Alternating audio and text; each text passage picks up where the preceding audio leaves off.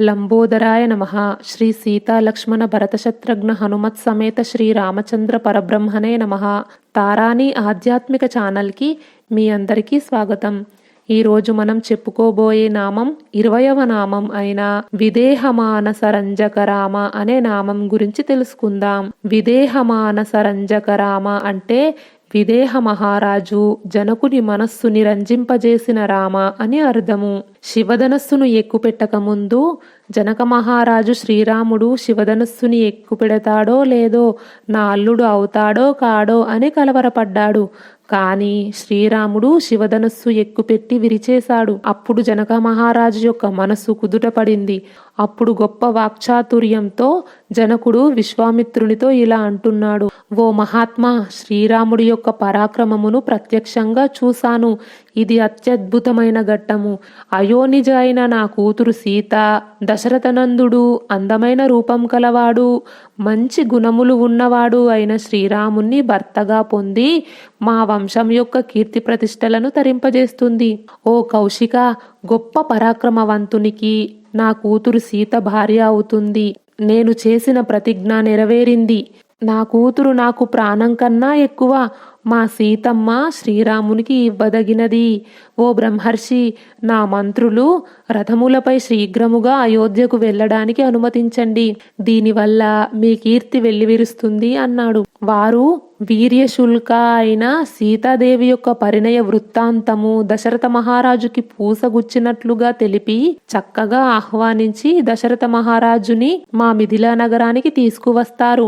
ఓ మునీశ్వర, మీ యొక్క సంరక్షణలో ఉన్న రామలక్ష్మణుల గురించి మహారాజుకు వివరించి అతి తొందరగా ఆయనను తీసుకువస్తారు అనగానే కౌశికుడు అనుమతించాడు.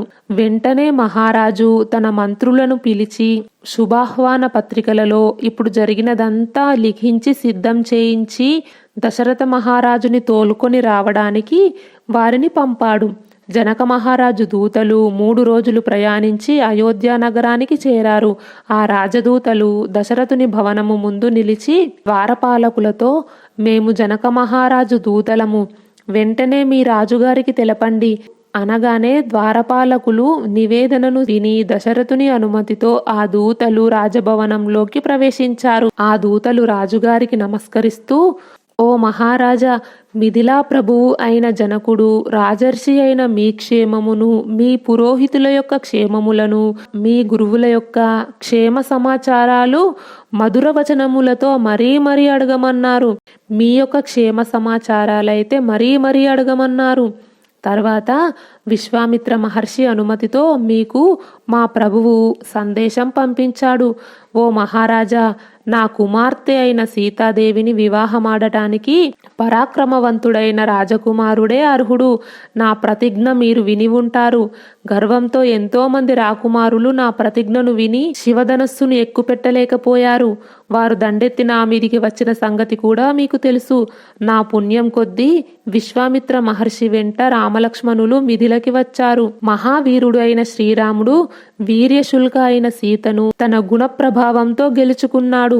ఓ దశరథ మహారాజా, మహాత్ముడైన శ్రీరాముడు మహాపురుషుల సమక్షంలో ఆ దివ్యమైన ధనస్సును భగ్నం చేశాడు. అందువల్ల వీర్యశుల్క అయిన నా కూతురు సీతను మహావీరుడైన శ్రీరామునికి ఇచ్చి నా ప్రతిజ్ఞను పాటించదలిచి మీరు అనుమతింప ప్రార్థన. ఓ మహారాజా, మీ గురువులు, పురోహితులు మిగిలిన వారితో శీఘ్రంగా రావాలని నా యొక్క ప్రార్థన.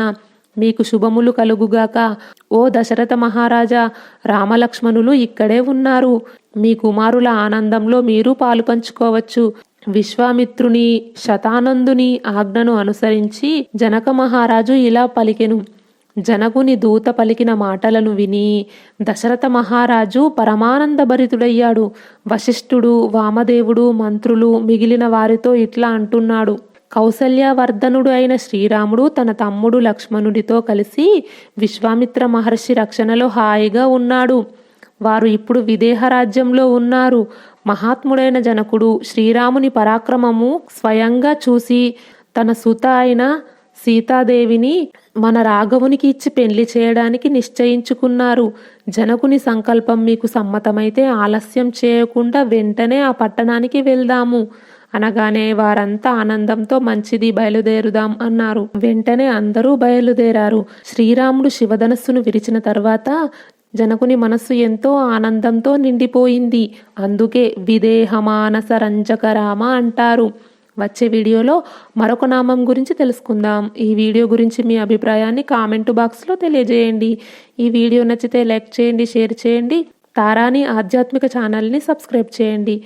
బెల్ ఐకాన్ గుర్తుపై క్లిక్ చేయండి. ఇంతవరకు ఈ వీడియో చూసినందుకు మీ అందరికీ ధన్యవాదాలు. లోకా సమస్త సుఖినో భవంతు. కృష్ణార్పణం.